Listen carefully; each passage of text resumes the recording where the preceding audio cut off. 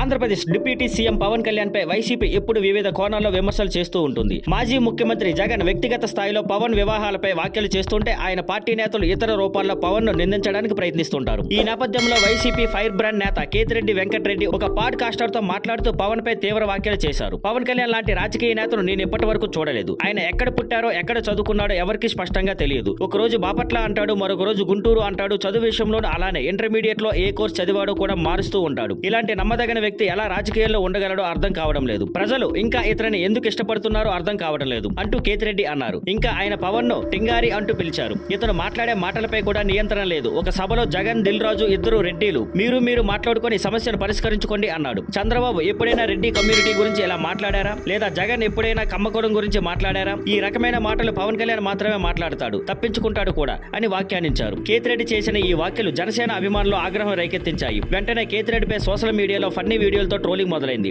ఆయన hello Dharmavaram programme లో జరిగిన ఎపిసోడ్స్ ను చూపిస్తూ ఈ కేతిరెడ్డి స్వయంగా ప్రజల చేతిలో గుణపాఠం పడ్డాడు. ఇప్పుడు డిప్యూటీ సీఎం మీద కామెంట్స్ చేయాలన్న ధైర్యం చూపిస్తున్నాడు అంటూ ఓ జనసేన ఫ్యాన్ రాసుకున్నాడు. Thank you for watching. Please like, share and subscribe.